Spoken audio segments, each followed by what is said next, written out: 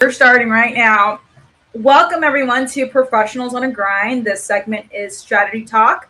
And today we're talking about office politics, and I have a special guest, Jazz. Hey, So, this conversation is going to be very specific and strategic to certain key issues and factors that will occur when you are in any office. It doesn't matter if it's a nonprofit, public sector, private sector, there are office politics, even in the Catholic Church, right? Like it's just, oh, it's definitely in the everywhere. Catholic Not in Church. the Catholic Church, but they are everywhere. So, something fun, well, not fun, but I think when most people are trying to navigate a workplace and they might not necessarily have a network or they might not necessarily know where to start to figure out how to navigate their office politics when you don't have that network of peers, you Google it, you chat GPT it, you kind of try to look for resources, right? So I just chat GPT advice on office politics, and we're going to go through each pinpoint and we're going to give our opinion, maybe an example, maybe either agree or disagree with what it is.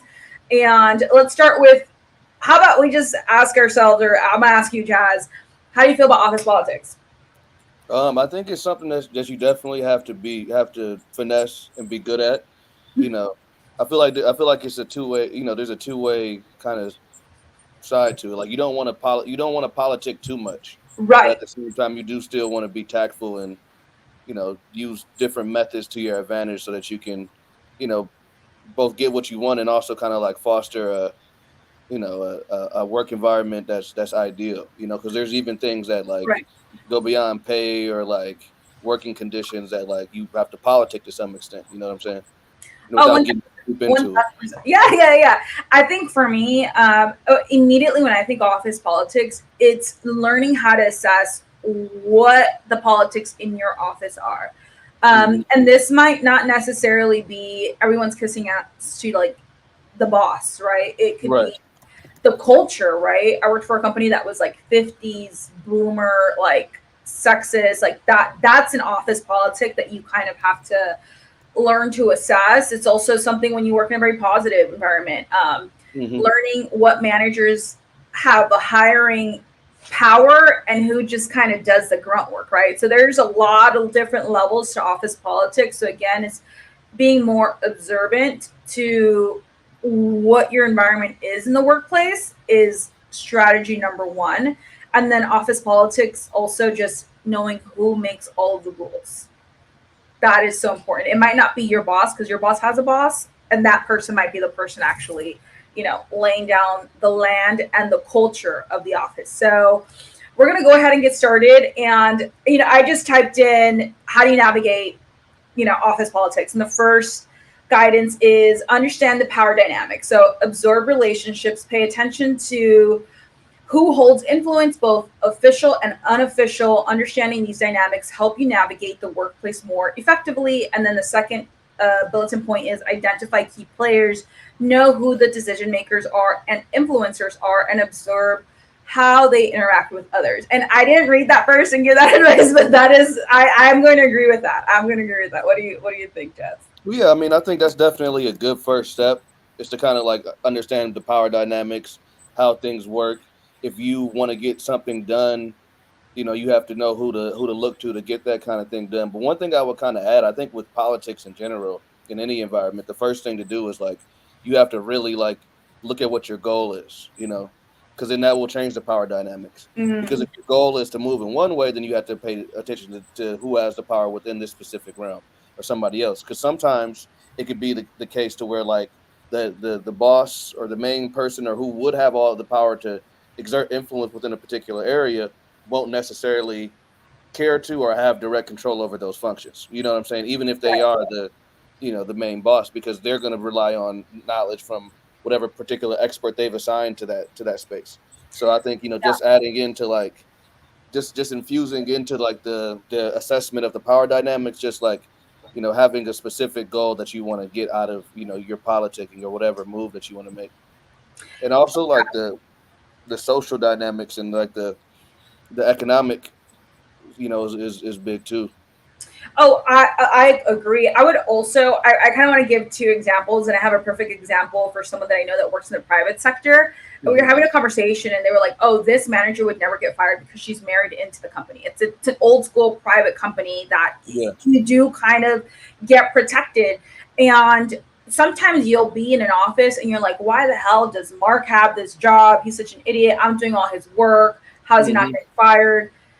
Mark is being protected by someone in the office, whether he married into it, whether they just really like him, or whether he's like somebody's son and they did a favor and that's why they're not getting fired. Knowing when to step back and just understanding that maybe this person, regardless of how volatile or just unprofessional your relationship is in the workplace, Hmm. nothing is ever going to happen to them. And sometimes just knowing how to assess that office politic is so important to help protect one, your mental sanity, just work around Mark, or two, either you don't like it and you're going to leave, or you're going to work around it to move above Mark to get to wherever Right. you need to get to, right? And then I think also it does, again, identifying key players and key decision makers. So I'll give an example.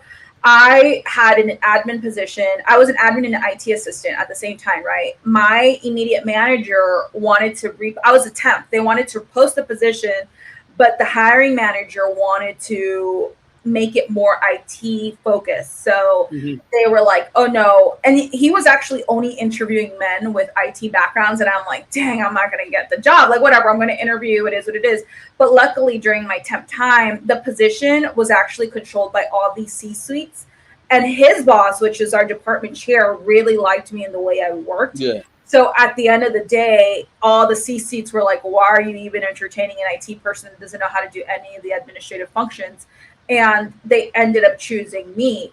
So again, it's what are the actual power dynamics? Like, sure, my manager had a title of a manager and he was above me, but in reality, the C suite were the key players that were making that final call.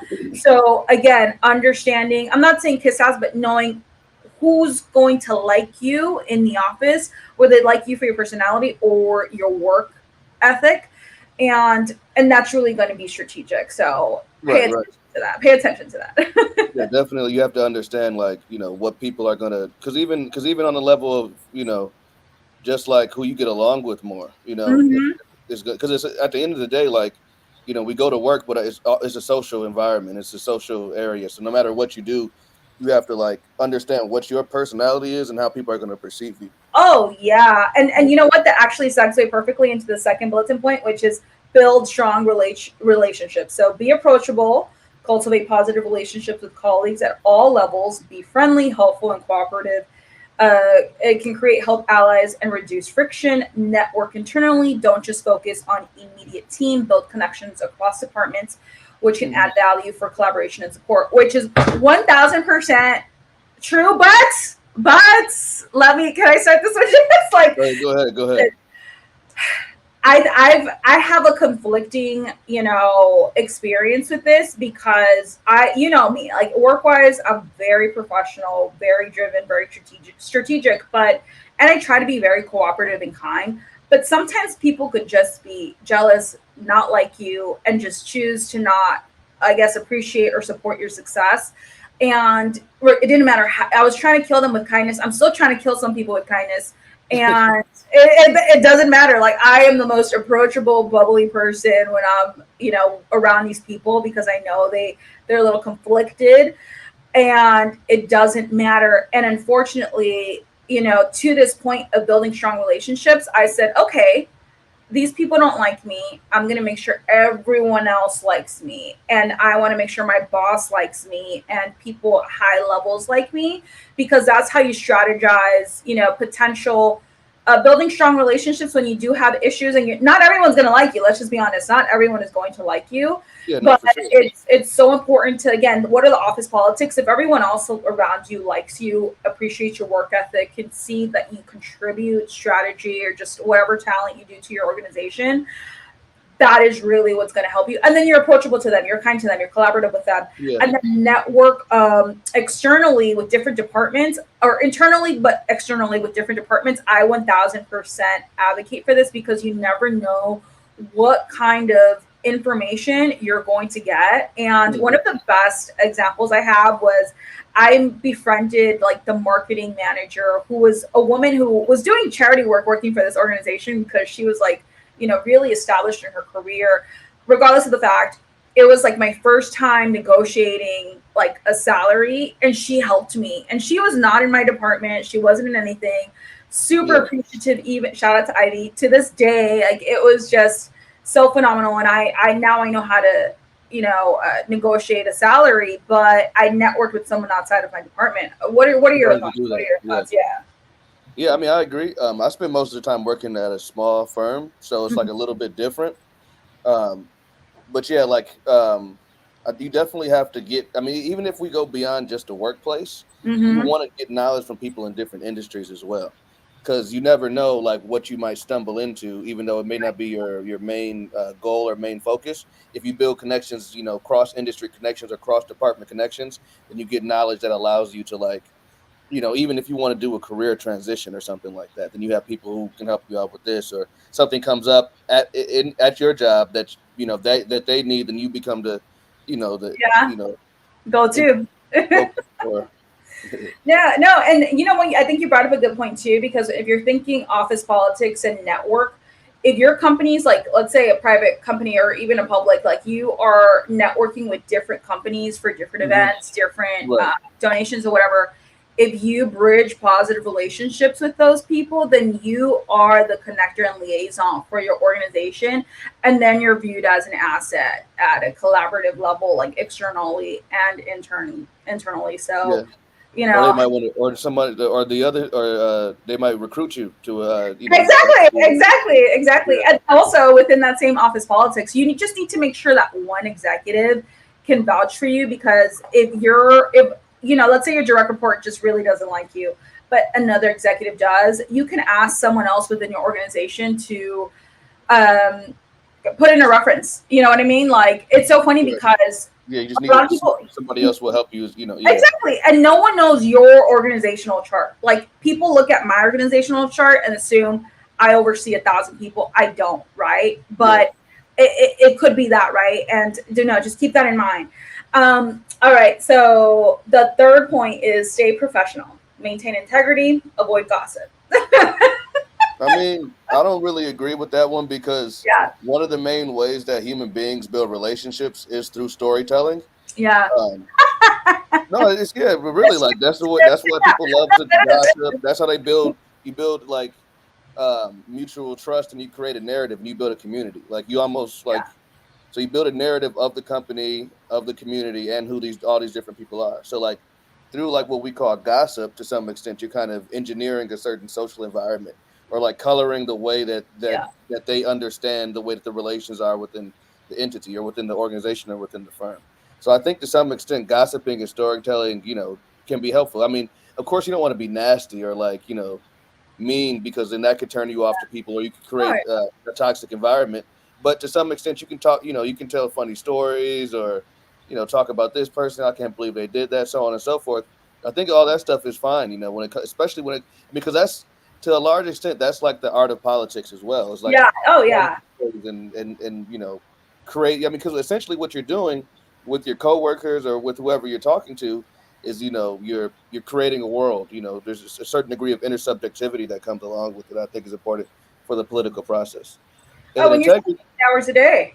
yeah, integrity. I mean, you want to make you integrity is important in general, but in like reality, like it just depends on what you mean by like integrity and professionalism. It says Because always act with honesty and integrity. Being known as a trustworthy person will protect you from negative office politics. yeah, I mean, you want to be known as a trustworthy person, but that doesn't necessarily mean that you're going to always be 100% honest, Mhm. because you shouldn't be 100% honest. You don't want you're not going to tell everybody every single thing that's on your mind or what's happening. And for most people, you don't have to like you know be obvious, be deceptive. But some people you have to deceive them. Like it's not. I mean, it's kind of like it sounds messed up to Give say, an but example. Give an some example. people they don't want to hear the truth. Like they can't like even if it's like over something very simple. It's like you have to like be strategic, and sometimes that might mean fabricating a story to some extent. You want to be smart about it, but you can't always be 100% honest when it comes to politics, and office politics as Uh, well as. But you yeah. do want to be known as trustworthy. You don't want people to think that you're a liar. Then Oh yeah, and tell it. that's the thing. Like gossiping and telling the truth. What I like to say is like it's not gossip if it's an experience I had, and I'm just sharing that with you, right? Where, you kind of do need to vent about what frustrations are occurring in the workplace. I think that's completely valid, especially if you're having a conflict with someone. But there is bad gossip. Like I know I accepted a position, and someone who I was shadowing immediately just started talking about every single person, and Hmm. it was a lot. I'm like, oh, okay, well, Yeah, because then they're gonna be like, oh, that's weird. if it's an I'm gonna say interesting. I like saying interesting as like my cop out word is like there's some crazy things, and you can listen and just retain it. Listen and just retain it. Like I can't tell you how much gossip and interesting um, just information falls on my lap because I just observe and I'm not reactive.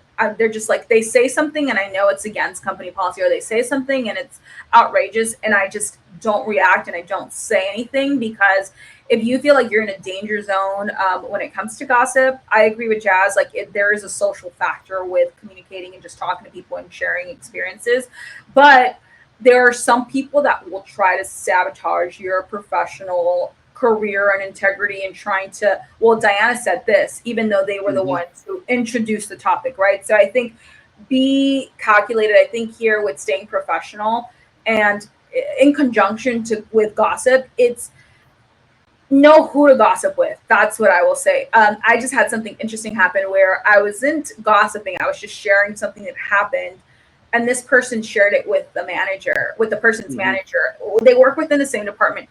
When I was talking to this individual who I trust and I genuinely like, it's interesting because I didn't expect them to share with the manager. I wasn't ready to have that conversation with the manager because I didn't want to get anyone in trouble.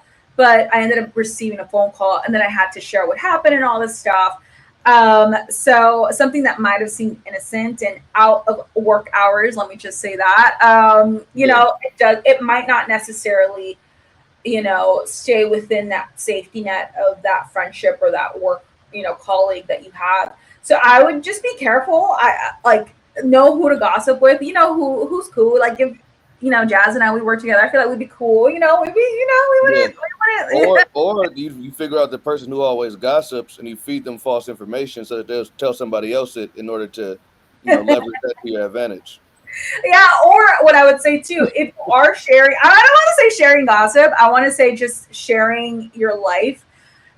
Mentally be prepared for them to at least tell it to one other person, right? Right. So Yeah. never say anything that is so out of line or out of pocket in the workplace that you can't back up. Hmm. Luckily, I had already shared it with someone that, I wasn't going to get in trouble for this information being out, but always keep that, especially when it comes to your personal life. Like, Yeah. don't share too much because I've seen in the workplace where people share their personal life and that's being used against them in their professional life. And Right. I have to agree with maintaining integrity. So always being honest. I would actually shift that. I would just say always have a strong work ethic. So staying professional to me is doing my job, hitting my metrics and beyond, and people knowing that I can deliver a really clear, concise, project or delivery, whatever it is, speech, or outcome at the end. Honesty is subjective, right? Yeah. Where I'm not going to tell someone like, "Hey, your bread stinks," because I know a lot of people whose bread stinks, and I'm not going to share that at work. Or as Jazz says, like you kind of have to fluff some conversations sometimes. Being completely honest is never the right thing. Even if your boss is like, "You can share that with me," like it is all right. Like Hmm. nothing's going to happen. Like things get logged and written up and you don't know what it's going to be. So yeah, I mean, I would take this with a And then grain of salt. even certain things you can't let everybody know everything that you know, because then they're going to try to make you do more work. And Exactly. then, And you know what's so yeah. funny with like maintaining integrity and like honesty, or like what is it, being known as a trustworthy person will protect you from negative office politics, or like I think my biggest issue with maintaining integrity, when other people don't maintain integrity, right? Because you'll see it. Like I've had so many people steal my ideas that I pitch at work, Right. Yep. and Exactly. they're not, maintaining their integrity. And what do? Like I stay professional, by I reached a point where I'm like, you know what? I'm just gonna let this pass on, and I know what skill sets I bring to the table, so it is what it is. But Yeah. that's what I mean, we got. sometimes you also have to like when people do stuff like that, you have to get your lick back. So you have to Steal their idea. I steal their not idea. necessarily steal their ideas, but realize what kind of person they are Yeah. and put them in their place, if, accordingly. But it's again office politics. Like, can you put them in their place? Like, not everyone is someone that you're able to put in their place. And if you do, how do you do it tactically?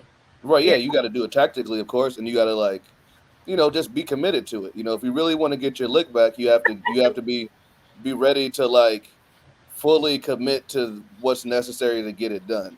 So, like whether that means that you have to like let somebody put their foot on your back for like a long time and just slowly build it up. You got to be committed to it. You got to really want it. I think that's whatever anything in life you have to do Yeah. what's necessary in order to make it happen. Otherwise, and if you're wishy washy, like I don't know, maybe I do, maybe I don't, Yeah. then the answer is no. Like if you Yeah. don't really want it, then you're not going to go for it. You know what I'm saying? When it comes to stuff like that, because there's so much that you could do to mess that up.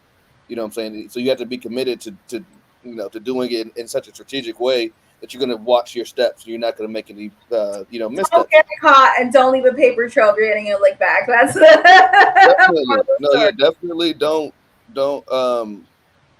send don't leave a bunch of stuff in your emails. Don't Hillary Clinton it. Don't or like I forgot which firm it was. There was like a big firm recently where they caught like all these terrible racist emails and the firm collapsed. So it's like I think it was Brisboy Yeah. Lewis. I think it was Lewis Brisboy. Bris, Okay. I'll have to look that up. You'll have to send yeah, that. yes. This is an example of like what not to do in terms of office politics, like bad gossip and Oh wait, yeah, of it might course. not be Lewis Brisboy's though. Yeah, don't gossip about things that are going to get you fired. Don't, spread gossip that's going to get you fired.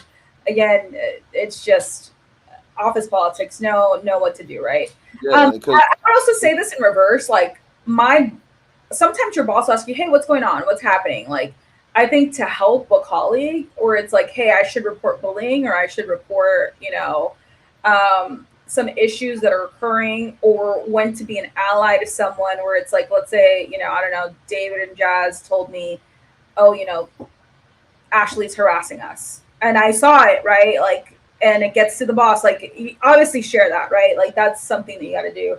All right, let's move on to the next one. but So, especially depending on what kind of harassment it is and what position that you hold in the company, because if you're in a management position and there's harassment going on and you don't say anything about it and the company yeah. doesn't act, then the company could be liable. Because if somebody because you could because depending on like what position you have in the company, you could become on notice. So if the harassment is based on a protected category or protected activity, or then and you know about it, then you could also become you know caught up in the mix of Oh, whatever oh yeah, oh yeah. action that Um, the individual wanted to take. the next one is communicate effectively. Be transparent. Clear and open communication can prevent misunderstandings and help build trust with your colleagues. And listen actively. Show genuine interest in what others are saying. This not only builds rapport, but also helps you stay informed about what's happening in the office. Um, I think with office politics and communication, again, be transparent. You don't have to do that every Yeah, I single. wouldn't be transparent. I definitely wouldn't. Some people need the fluff. Like I said, I I could easily match someone's energy with like, oh, you've been bullying me for 6 months. I could bully your team for 6 months. You don't want to do that because then again, to office politics, like you don't always want to treat others the way you're being treated because this transparency of, oh, I'm a bitch, well, you're a bitch too, it's not going to go anywhere. It's not going to go anywhere. And depending on who has the favor in the office, especially if you're new, you might get written up to HR, you might get fired. So Hmm. I know I had a situation where office politics wise, I was getting bullied for 6 months. I was in a new department, new position. I didn't say anything because for some reason I had worked with this department before, but when I was with a different department, no one liked them. They had a really bad reputation for being bad colleagues.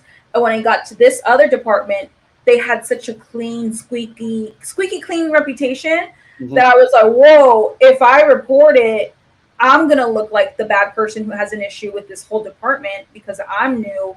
Let me wait, assess the situation. Did I have to endure 6 months of bullying? Yes, I did.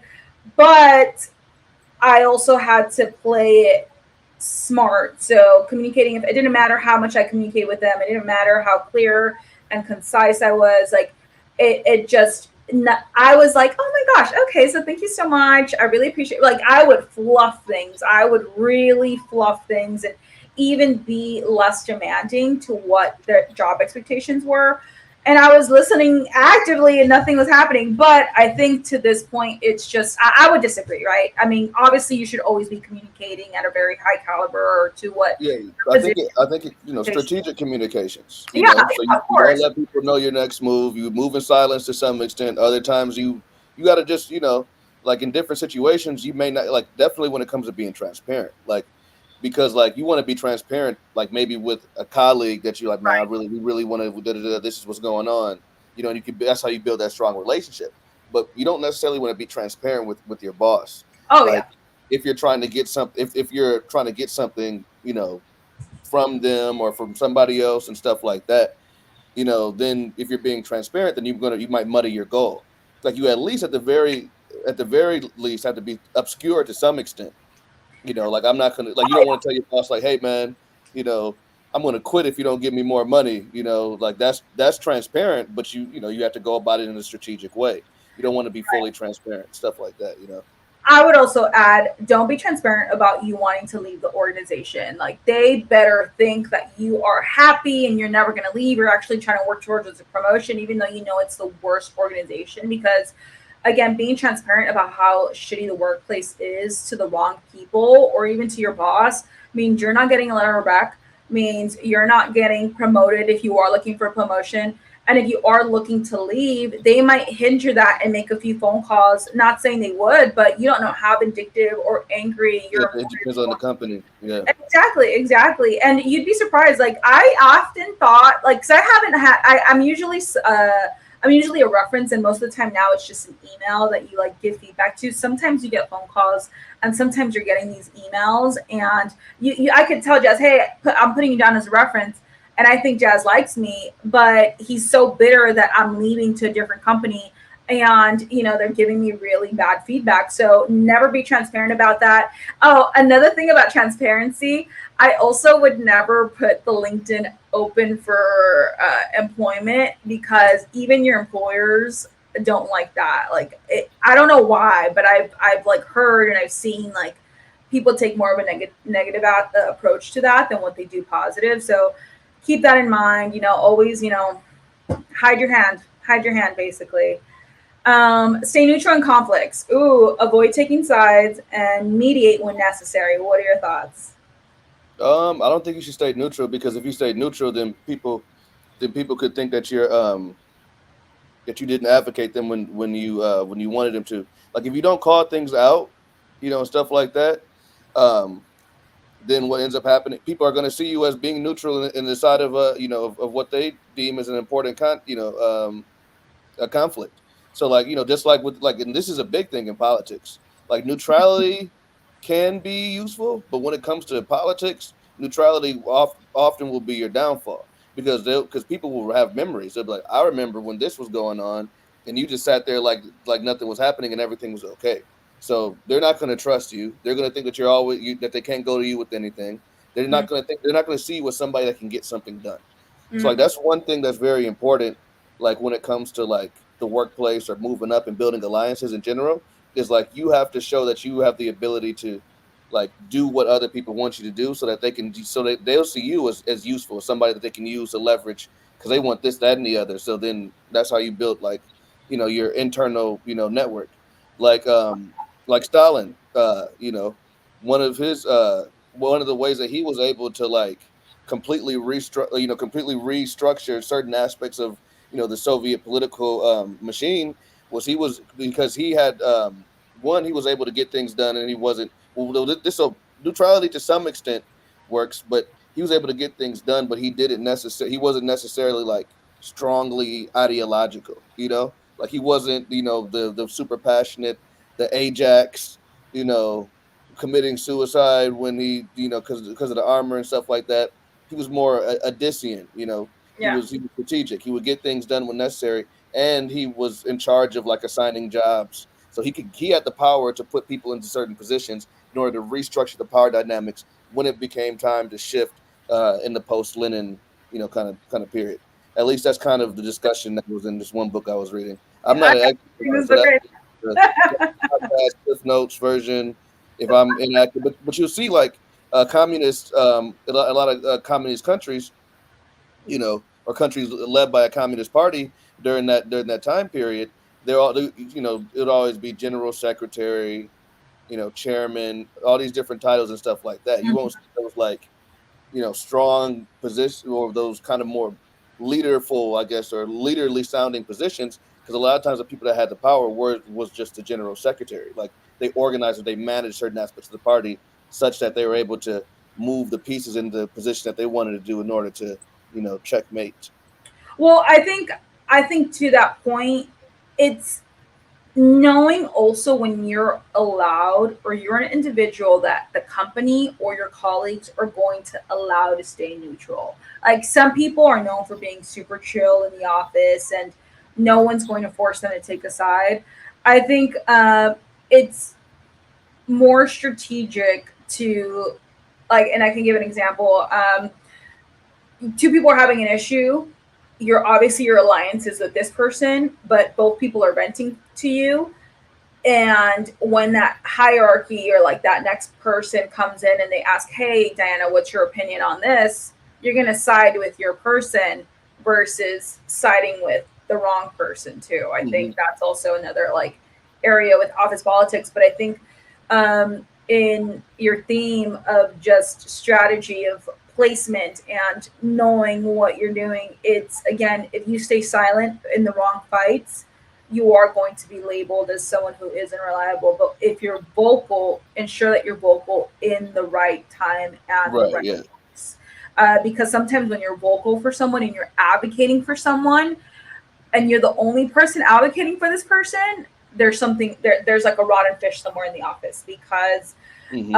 you didn't assess the situation right. So you can try to advocate for someone's job, but you need to understand how much power you have, what they actually did to potentially lose their job, or why the company's downsizing, or whatever it is, the reason. And it might not necessarily be something to stay neutral in, unless you're unionized. And always, you're protected by the union. Always state your opinion, which not all companies are unionized. I wish all But, positions but there's were. also union politics too. There are such incredible. Yeah, there are. Are you in a union, by the way? Does your Nah, position? No, right? Yeah, no. My position is also not a union politics nah. either. I mean, I mean, I think there's like a legal support staff union or something like that, but mm. I don't want to join it. No.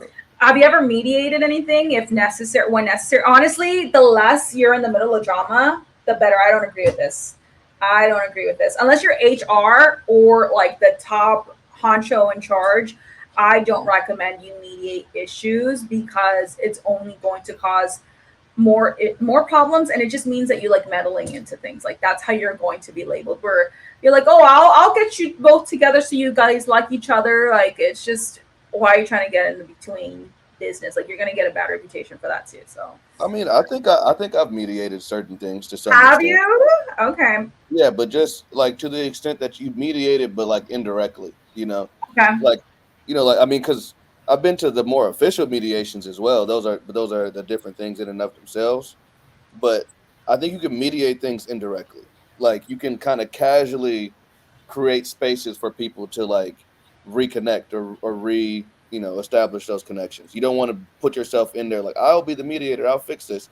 But like you said, if like two people are venting to you, they're each raising their specific issues, you can kind of try to talk to them in Mm-hmm. order to convince them to give the other person what they want, and so that they can get what they want without directly, saying I'm the mediator.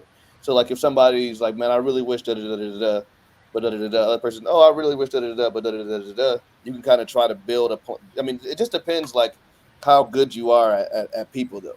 Like if you're not good at people, then I wouldn't recommend, Yeah. you need to come up with something. So If you you're have to. bad, if you're bad, don't do it. Don't do I it. feel And like again, that's the first thing, like in politics in general. Well, if you're gonna make any political moves, it's like the first thing is, know your strengths and weaknesses, have a clear goal, and take notes on your failures, and and chart those processes. Like, you know, go through different thought experiments. If this happens, this is gonna happen. This happened. This is different. Like you have to be scientific. You know. can I add like a last little caveat because it's so interesting. So my siblings, they work in the media industry. When they're always getting Mhm.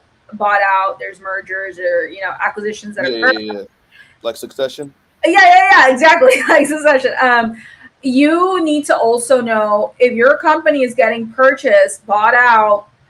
You need to be on the side of the people who are for the buyout so that you protect your job. Unless you really, have such an issue with the person or the company or the conglomerate purchasing your company or whatnot.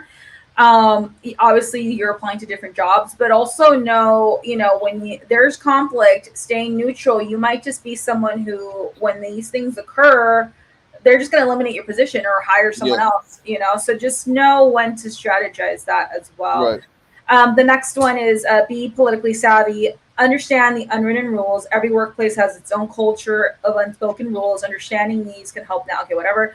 And be strategic. So think before you act or speak, especially in sensitive situations. Consider the potential impact of your actions on your career and the relationship. So I think overall, like we said in the beginning, assess your organization and know who's calling the shots, who's causing the drama, what department is an issue, or what individuals are viewed as like issues, and understanding what you need to do. I mean, unwritten rules. Do you have any unwritten rules that you know of?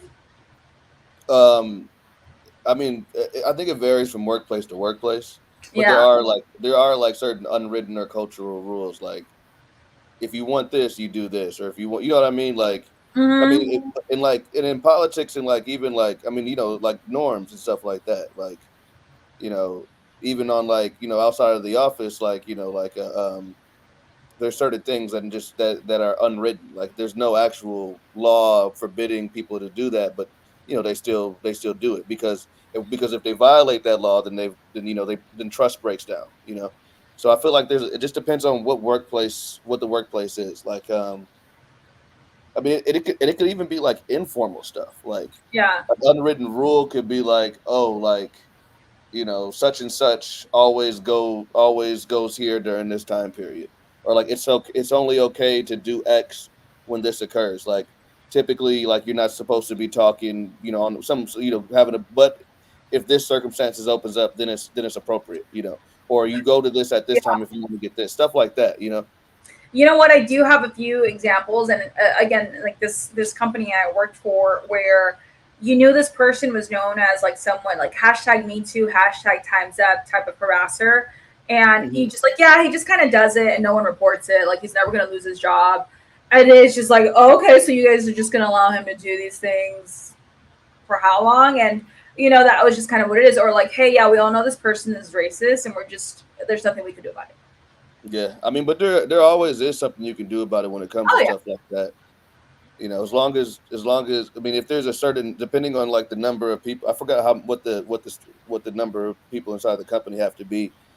Like, even if that person is like, if as long as they're explicitly racist, or and there's evidence of the racism or any of the harassment, and then the company gets put on, and if the company gets put on notice, and then they're like, oh, well, we can never fire him, then that's even worse because then the liability is on the company, and then increases the damages. Yeah. So definitely it's important to know those kind of unwritten rules in case you need to, um, you know, report I think them. yeah, I think one I guess unwritten rule within the office politics spectrum is knowing what positions are also viewed as the help. I think when I was navigating my career, that was something that I didn't understand until I found myself in it, where it's like, oh, this position and this position, this other position a colleague was in too, or actually certain positions, they were just viewed as the help, and Hmm. you weren't going to move up. They were going to help you move up. Nothing was going to happen, and it was an unwritten rule. I'm like, well, how was I supposed to know I was not allowed to apply for any positions within the organization? Talk about wanting to advance. So unwritten rules come in very different forms, but yeah, to your point, it's just knowing exactly how to assess those unwritten rules and knowing if you can speak Definitely. out. My exit was just going to another organization where it's like, all right, Yeah. assess, time to move on. That's it. And I think with Be Strategic, it's just again, you know when to act, know when to speak. Like I like to tell people all the time, my personality outside of work when I clock out is completely different to the personality that I do when I clock in. Very professional, very clear and concise. And then, oh, Jazz knows me. I'm very jokey. Like it's a fun time, but you Hmm. have to know when to turn it on and when to turn it off. So much so that people that I like, I had my own sister, like, oh, I didn't know you were so professional when I was helping her, interview prep for a job. And I'm like, yeah, you guys, I guess, don't know me. You've never Hmm. worked with me, so you don't know how I am. So I think with being strategic politically is even if you are a goofball at home, you say certain jokes at home or whatever, you have a certain lifestyle at home, don't do that 100% of the time in the office. Um, Personally, that's my advice. I don't know. I Yeah. think. I mean, I feel like I mean, you have to feel, I mean, because when I first, you have to fill it out. Like you have to kind of fill out like to what extent people are going to be joking, to what extent people are going to be super serious and stuff Mhm, like that. mhm. And then you don't want people to take you as a joke, you know? Like you Exactly, want people to exactly. take you. So you have to pair any kind of, office banter and silliness with like very serious, very difficult, impressive stuff. So then people are like, oh, okay, like he jokes, but he's really about that action, like. Exactly, exactly. So, okay, the next one is okay. So, I'm already conflicted about it because the title. Okay, so promote yourself tactfully, highlight your achievements. Don't be afraid to promote your work, but do so in a way that's humble and not boastful. Support others, recognize and praise your achievements of your colleagues. This not only builds goodwill, but it can also make others more likely to support you. So, I think promote yourself tactfully is on its own playing field, right? So, one, dress for the job you want, not the job you have. I 1000% agree with that. I can't tell you, like, you will immediately highlight yourself, especially if your colleagues aren't dressing in the same level that you are, right? Even if it means like, let's say, everyone in the office doesn't do their hair, but you do your hair. Like, people are going to know that difference. Like, being polished and just looking good work wise, whether it's wearing slacks or jeans and a nice blouse, it makes a difference, right? And promoting yourself, highlight your achievements. I think knowing exactly what you're doing and how to promote yourself is so important. So Hmm. I can give an example. I was a part of like a program that was for professional development, and everyone they gave us homework to create slides about what you bring to the organization, what your strengths are within the organization. And I think I was the only one who actually read the assignment for what it was Yeah. asking for. So I wasn't going to waste this opportunity because I knew it was in front of the C suites within an organization that I wanted to work for. And I ensured that I brought in all of the best and the most strategic and effective and innovative work that I have done for the organization in my program that benefited the organization. And even in the way that I presented it, I make sure it was clear, concise, to the point, and it really explained how it contributed to the organization. That was an appropriate time to highlight that's what they were asking for. And I was the only one who did the assignment correctly. And it really had me, stand out in front of the crowd. So again, I am also someone who I wouldn't even just say promoting your work, your ideas. Like I've gotten so used to people stealing my ideas because I am someone that's so vocal in meetings that I give 120 ideas and people know they're coming from me.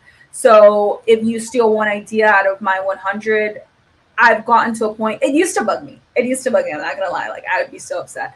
But now I've learned to. It just kind of comes with the territory. But highlight every single thing in your mind is an achievement, especially if you're able to contribute something to an organization. What about? Do you promote yourself tactfully, especially with the right people in the right crowd in the right room? Yeah, definitely, definitely. And then I feel like I mean, that one is difficult too because it's like, especially like if you're going from like different, like talking to people, inside and outside of, because in work you have to portray yourself in a particular way because they're going to understand the lingo and the jargon, and there's this kind of culture, and you, like you said, you want to set Mhm. yourself apart Oh, of depending on course. X, Y, and Z. And then also outside of work, when you describe like what you do to other people, they're going to interpret it in that specific way. And then like the way that the people in some one person might interpret something that you do in a particular way, somebody else a different way. So it's like everybody has a different knowledge level, Right. and so like I've had conversations with like with different kinds of people because the workplace ends up being kind of like a mixture of highly Oh skilled yeah. and less skilled and highly knowledgeable and less knowledgeable, and that doesn't necessarily translate to higher or lower pay or Right. Right. higher or Right. lower position. You could have somebody who's very low skilled, at the top, and everybody else, but just the way that things work out. So Yeah. like I think definitely promoting yourself with the understanding of what that individual's worldview, what they what how they in the world of meaning how they interpret like the world and how they think that you fit within it in terms of Mhm. Mhm. like if you could, like, for example, like if I talk to somebody at my job about like philosophy or political theory or something like that, they're going to interpret it in kind of the way that most people interpret philosophy or political theory if they don't have any background in it, as kind of like this, like real, like like, oh, very airy, not very practical, Obscure. Yeah. obscure, Like just. stuff Mhm. like that. They don't understand it or know what it is. If I talk to somebody in political theory, they're going to interpret, what happens inside of a law office completely different. And then if I go talk to somebody who's in a corporation, then they're going to interpret it in a different way. And then you have those same dynamics within an organization. So like this person who background is in X is going to understand the work that's being done in this kind of way. And then it's also mediated through their personality. So it's almost like you have to like it's like that it's almost like you have to build a profile of everyone, Mhm. and then you strategically construct yourself in relation to that person, and then kind of weave that narrative together so that people understand you in that way. If your Oh goal yeah. is to try to move Oh up. yeah. I would also add, like, to your point and to my point, and just like the overall office politics, theme tonight is, how to boast yourself or promote yourself to key players. If there's a hiring manager to a position you want, let them know that you have the skill sets to do that position. If you have a boss who does have the final say, make sure the boss likes you. And I think you brought up a really great point to office politics outside of your office. Knowing what you do and how to truly express yourself in a very eloquent way is so important. They're like, oh, what do you do? If you don't have your elevator pitch, that shouldn't be too long, but should be very clear and concise to the point as to highlighting all your best attributes, and all your best skill sets, it's not going to work. But always have it on. That way, you never know who you end up charming at an event, and they're like, "Oh, you know what? I kind of want to recruit Jazz for this other position." And then you start getting those phone calls, and then you start getting, scouted for a Yeah, different department, even. yeah. Um, So there's a lot of translation work because a lot of times what we do at work isn't really translatable into like what we see in like job postings. Like like we have like the resume jargon or like the mhm. LinkedIn jargon, I leverage strategic blah blah blah and manage and keep all that, that's something that somebody can read on a resume and look through and kind of get an idea of what's going on, but in conversation it doesn't really work, like Oh yeah. so like you'll express something and they're like, I don't know what that means, because a lot of what because I've done a lot of like, witness interviews and like client interviews or intakes, and a lot of, and since it's employment, like a lot of like what I end up having to do is like listen to what they're saying and then like kind of work with them to build a narrative as to like what they actually did while they were working there. Because they'll say something and be like, "Oh, I da da." And if I have no background inside in in in in developing immunoassays to test COVID, then I have no idea what they're talking about or how any of those skills will be translatable. So I think Right. learning how to turn your identity as like an individual in the capitalist world, as well as your job position, related to back to that identity in order to like open up as many opportunities as possible and like relate to other people so that they can actually so that they can understand what you're talking about. Yeah. Because I'll tell somebody I do this, I don't know what that means, or I don't know what, or that this, or they won't see any crossover. Like, oh, that's completely different than anything that I do. When in reality, it could be connected. Right, right. The next one is manage up. Understand your boss's priorities, align your work with your boss's goals and priorities, keep your boss informed, regularly update your boss on your progress and any challenges you face. Of course, manage up. You want to know what your metrics are. That's what I translated to. Know what your metrics are and know what it is to exceed your metrics and what that means. That's the first thing I do to assess a position I have and knowing, okay, what does my boss expect of me? What is the requirement for this position? And how can I excel? And you're going to keep your boss happy and they're going to know that you know how to do your job and you know how to do it beyond your expected goals. Of course, there's some companies that like if you exceed like 100%, you're at 150. Obviously, then your metrics start going up. So also assess that, right? Especially if you don't want to, overexert yourself too fast.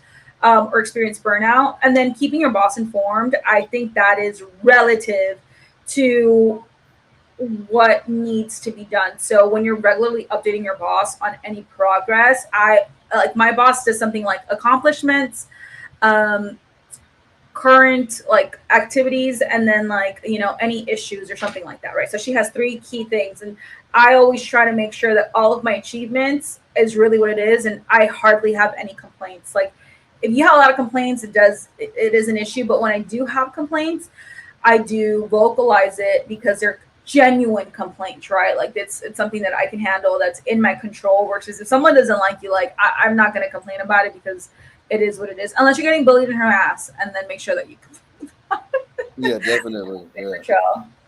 What yeah, about you? Are you absolutely. are you understanding your boss's priorities at all? Are you managing up? Um, the way that I look at it, like, I mean, for me, I just try to like come up with something cool every now and then like they're like, "Oh, wow, that's really cool," and then they'll just like leave me alone for a while. That's my strategy. Is just like I don't want to be bothered, but Yeah, that is the least conversation, the better. But I'm able to do that if I handle my business.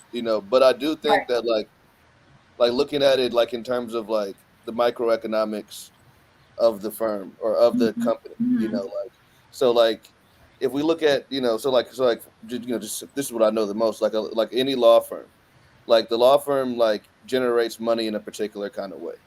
And so you have to look at how it generates money, and then you have to try to understand the priorities of the people who are running it, and then how you can best fit into it in a way to get your goals.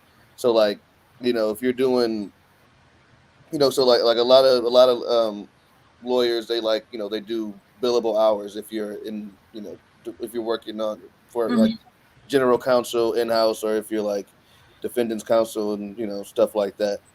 And then on the other side is like plaintiffs counsel. They're operating on contingency.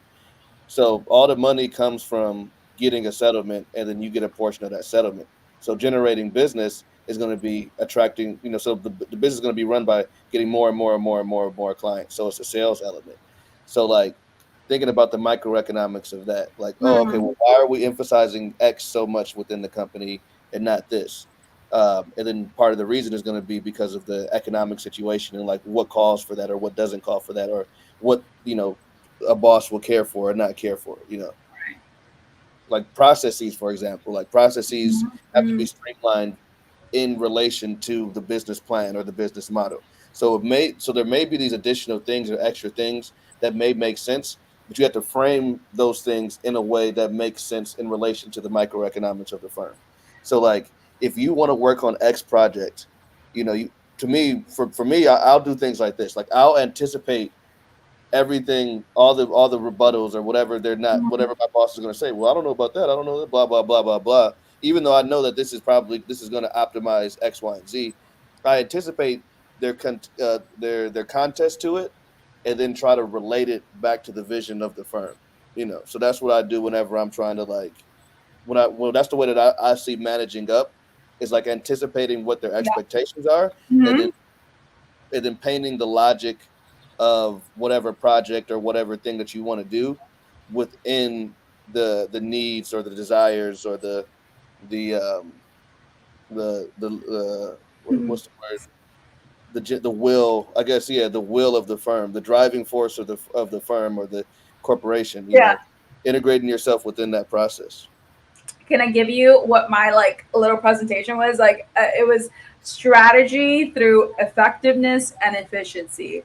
That is going to be your saving grace when you're managing up, regardless of what position you're in. Like you could be an admin or an ED, whatever. It's just knowing your job, knowing how to strategize it, and if you're able to increase or improve the processes, then you're going to be a star in the eyes of your manager, you know, Hmm. for the rest of your life in that job, in that position, right? So the next one is protect your reputation, deliver results, be reliable. Can Uh, we uh can we pause it real quick? yeah. Let me pause it, and it does let me pause. All right, we're back. So the next one is protect your reputation. Did we just did that one, right? Protect your reputation, deliver results, be reliable. No. So that's three different things. So protect your reputation.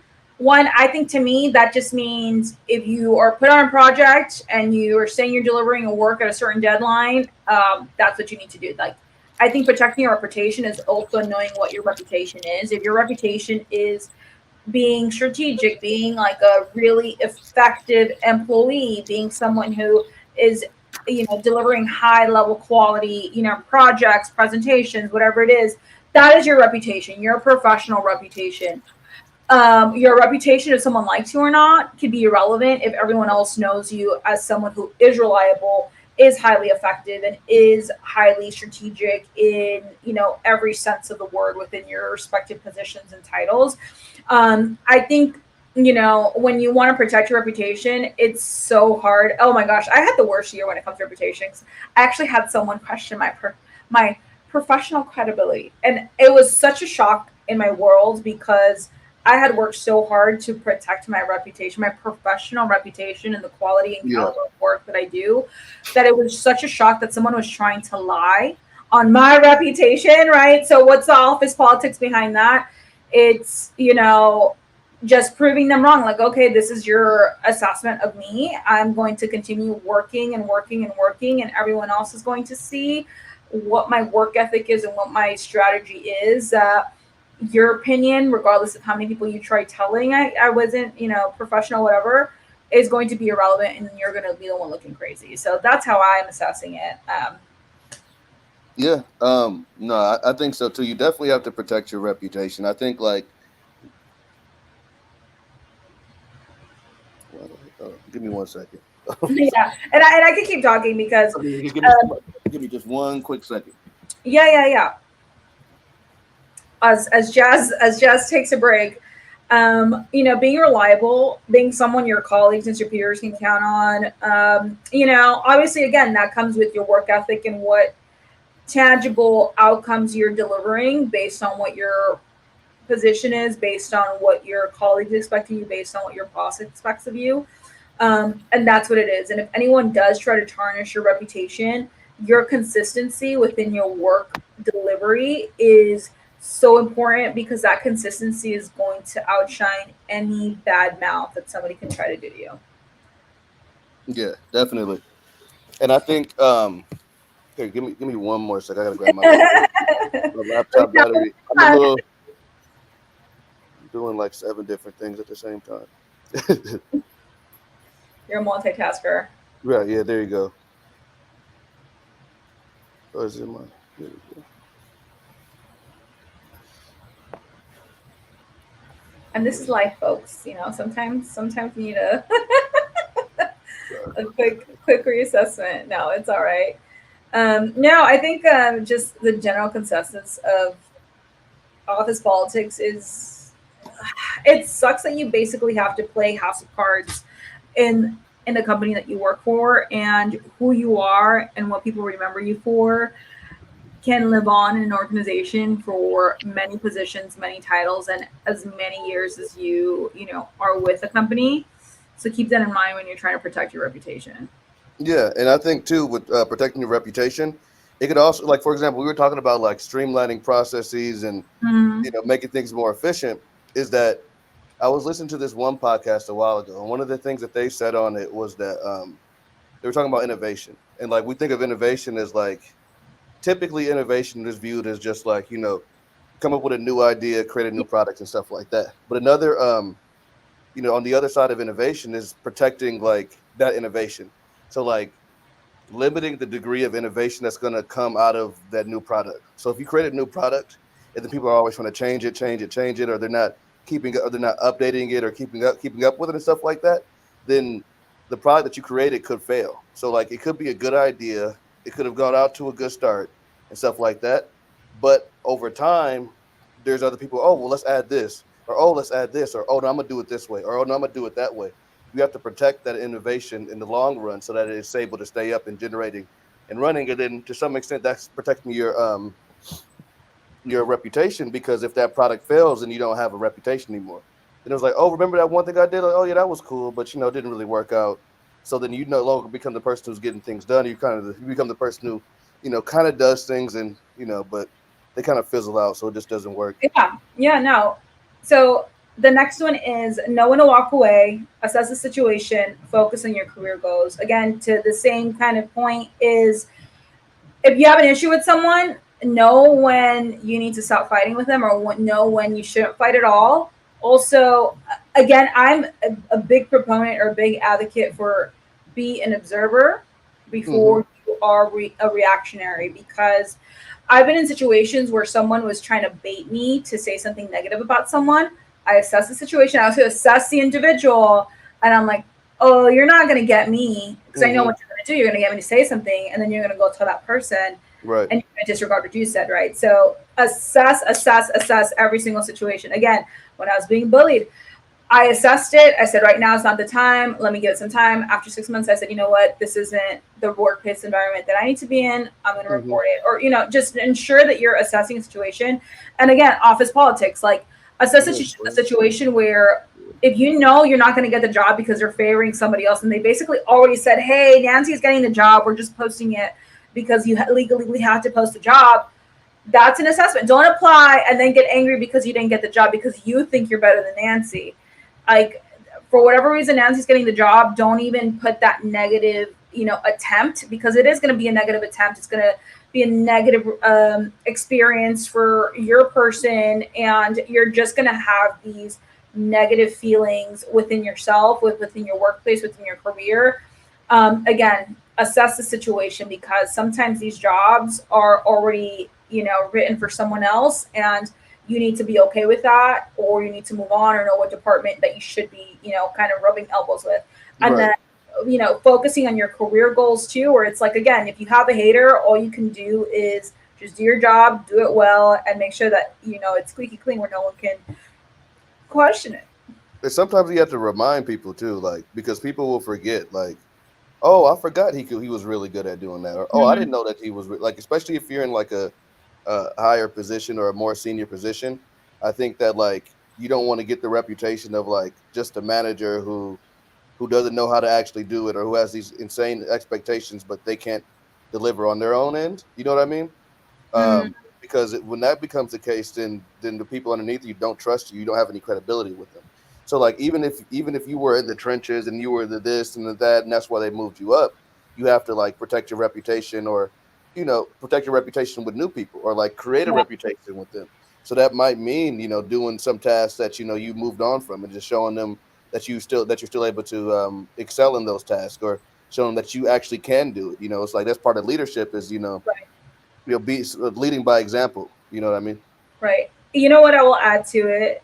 When you're seeking respect or validation, or like the office politics of different departments. Each department has a different structure, different chain of command and a different environment. So I know I made a mistake where it's like my previous department, they were so kind and you can be a kind leader and you were going to be respected. I shifted departments and the kindness was mistaken for weakness. Like all these little phrases, I was like, oh my goodness, now I Yeah. understand them because there's some kind of truth to them. And then I said, you know what, did I screw up royally where now everyone's viewing me as weak? And it might be too late to backpedal and put on a hard exterior because now you're known as, being kind and bubbly. And even though that's like what it was a great intention, if you are walking away every single time and you're not really standing your ground when you need to stand your ground, it's going to hinder your experience with your colleagues, Yeah, regardless of where definitely. you are in the chain. Yeah. And then the last thing that, ChatGPT has here, which I kind of like there. So far, We're testing. ChatGPT, Yeah, this is we're testing the we're new Chat testing GPT it. model We're to testing it see how exactly. efficient they are. Exactly. Seek mentorship. So find a mentor who can understand the office dynamics, can provide guidances and how to navigate complex situations. Ooh, that's interesting. Learn from their experience. A good mentor can share their experiences and strategies for handling their office politics. So here's a really funny: find a mentor. So office politics again. You're finding a mentor who actually has motion in the organization. Like you can get Right. an advice from a manager, someone who has the title, but in reality, their observation of the office dynamics is based off of their limitations because they've never been able to advance. Someone who's been in their position for more than 20 years and they want to actively move up and they're like, oh, I could never do it. It's Dang, because 20 they years is a haven't long learned time. they haven't learned the office politics and how to navigate, right? If you're with a disgruntled employee but you see everybody else advancing or like, oh, there is some opportunity, but it's just not happening to this guy, you that's not a person that you want to try to find as a mentor to strategize with because they haven't observed and learned the office politics on how to navigate. Like I had to navigate my current workplace. I wouldn't say it's office politics like House of Cards or something like that, but it is definitely learning, well, what are the strategies to move up within the organization? What do I need to do to be visible, to do this, to do that? You need to find your own pathway within your organization and find the right people who are going to be allies with you. So when you're finding your mentor, find a mentor that has moved up within the organization because that person has learned how to move up. Also, on the other side, if you're finding a mentor, if you can get the CEO who runs the whole thing to be your mentor and they like you, that's Right. office politics number one. And then I think learn from their experience. Again, you're seeking a mentor who has actually done it. So what I did, I talked to dozens of individuals who moved up within the organization. I ask questions. I ask 1,000 questions. It's like, hey, how much do you make? Oh my gosh, you don't ask that. I'm offended. You know what? You ask 12 people. Eventually, one person is going to tell you, and then you know how to strategize that. Hey, how did you move up? Sometimes you'll get BS answers from people, and they're not sincere, or maybe they're a corporate answer, and they're not the right person for you. If you keep getting the corporate mission statement mumbo jumbo, that person is not going to help you succeed. Like you need to find someone who's willing to give you the actual guidance to navigate your organization, or they're just not a good fit. Yeah, definitely. Or I mean, and if they're and sometimes if they've been in that position for a while and haven't moved up, but they don't want to, that Mm-hmm. might be a good position because they've seen everybody move up. They know all the stories. They're just like, I'm chilling. Like I don't want to move up. Like, but if you want to move up, then these are the people to pay attention to. Oh yeah. Oh, that's true. That's also The other true. side of There's it too, people who like don't want to move. Yeah. because that might be better too on some level because like depending on the person like that you want to be the mentor, they may have other like you know hidden goals, why they're giving you advice anyways. Like they may not even, oh well, I'll give you some advice, but it's whatever. But sometimes the nonchalant person who's been working there forever might be a good mentor just because they're comfortable in their position. They're not trying to they're not, they're seemingly not House of Cards and get what I'm saying. Like that might be a good person too. Right, right. No, yeah. And then again, it's like, I think a lot of times people mistake, office politics with kissing behind, kissing some Hmm. butt. And that's not true. And if it is, know whose butt to kiss. I'm so sorry. I'm just gonna say it. Like, and if you're able to do it, then great. And it doesn't necessarily that you're buying them coffee, or you're like, hey boss, I'll pay for your lunch or whatever. It Yeah, can sometimes mean, you know, you just know how they work and you work harmoniously together side by side. Or it could mean, you're going to help them reach that next level to achieve their goal or their objective to meet a metric or whatnot. um have you ever had to, like, kiss someone's butt to get a job? I mean, it I'll rarely never do that. happens. Rarely happens. No one I'm does not that. gonna do that. Even if even if that's the only way to get the job, I'm not kissing nobody's ass. You know what? I have done that. Okay, so okay, actually, give me a second. Give me a second. My commercial break. My dog. This episode's gonna have so many pauses. It's all right. That's life. Um, you know what? It's so funny because it's never that, right? I think kissing butt is just knowing what bosses kind of need to like you to advance, Right, and then right. knowing what is expected of you to, move up. And then this is one last thing that I kind of like to give guidance on is Go ahead. knowing when you're an asset and or when you're just a busybody. Like, you need to know when your company and the C executives view you as an asset to an organization or a busybody. If you're just a busybody, I'm so sorry, but you're kind of going to have a hard time advancing in an organization, and you're going to have a very hard time um, getting any guidance from anybody. But if you're viewed as an asset, then they are going to ensure that you're happy getting your raises, that you're, getting an opportunity to promote because they don't want to Yeah, lose you. definitely. So that's a major office politics that sometimes it's a very harsh reality that you have to face. But the sooner you understand what you are viewed as, the easier you're going to have it within what your objectives are at work. Do you have any word, Final. final thoughts? Yeah, I mean, I think with the subject is like big as office politics, that could Yeah. honestly even be like a series where you like Oh yeah. go into different examples and stories. So like, I feel like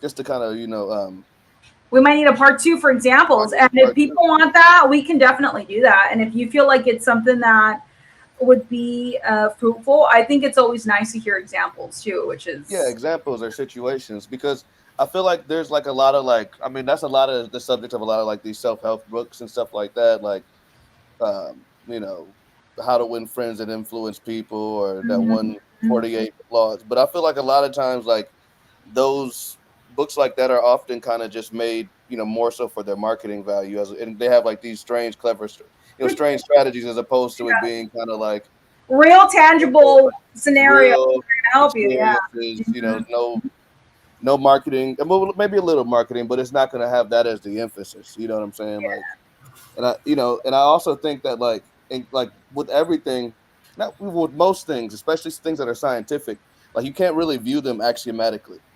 Like that's one thing, like with Machiavelli and his politics, Hmm. is that he was writing to a large extent in response to Cicero, and in writing in response to Cicero, he would have these like axioms, like for example, Hmm. like even with ChatGPT, like integrity, like that's one of the Right. virtues. Like you have to use that inside of politics. And then Machiavelli was like, oh well, you just want people to see you as trustworthy. You don't necessarily want to be trustworthy. So it's Hmm. kind of like separating like abiding by specific principles and being overly axiomatic. Like if you do this, you're gonna get this, and Right. being able to like view your movement scientifically. So I did this before and I got this result. So now I'm gonna do this, and then from there, as opposed to it being like you always have to da da da da. Like, because that's kind of how a lot of things are presented in terms of like like how to be successful in life or what to do inside Yeah. of an office or this, that, and the other is like it's always like, okay, well, this is like the golden rule. Like never ever do this or always do that. And As opposed it's never one answer. And again, this like conversation, that's why I think it's so important, because some people might not even realize that there are office politics. Because again, a company could be really great at highlighting their mission statement and saying, oh, we're an amazing organization, and they Mhm. might be, but in reality, human nature, is so poisonous, especially when you're spending 8 hours a day with an individual, with a whole team, with a whole office space. It's very, very subjected to what you are experiencing. And I'm so sorry, my dog's in the background. Hey, Um, no worries. but I completely agree in that sense. But you know, as people are listening on, all the tidbits that you're hearing, and we're back. So I think, you know, I'm open to having more conversations like this where we're having that dialogue. And if people want to hear experiences, or you know, leave a comment or email it in, or even you, Jazz, if you have different experiences within this, we can make this is what strategy talk is, right? So we can do a part two in office politics if that's what people want to hear. Okay. But it's such fruitful information, and again, it's based on experience. It's based on what you are navigating, and every political move you make in your office and in your career is your political move. But just again, we just verified ChatGPT gives semi decent answers. You know, Google gives semi decent answers, and Hmm. this is also what this channel is for, to be a resource to people who are trying to learn how to navigate a certain situation. Right? Today we were a Right. little broad, but going into detail with like, oh, office politics with your boss, right? Office Yeah, politics yeah, with yeah. your colleagues, with your Or if you peers. have this kind of, or like, if this specific situation like applies to you, like what, certain recommendations in terms of like, you know what I mean? Like if you're in this kind of an office, or if you're in a small office too, that's another way to categorize We it. can get into it if you want to. I mean, it's up to you, but it's definitely something to assess, right? I think that assessment of where you're at and what you do and how it's going to be, you know, in benefit or detriment to who you are and what your next moves are is so vital. So, Jazz, it sounds like we need to make a part two, Yeah, right? yeah, I think All so. right. I'm Well, ready thank for the you part so much, two. Office everyone. politics too. Right, Yeah, Jazz, we appreciate you, and we'll make a part two on this. All right. We cool. hope Sounds everyone has good. a great night.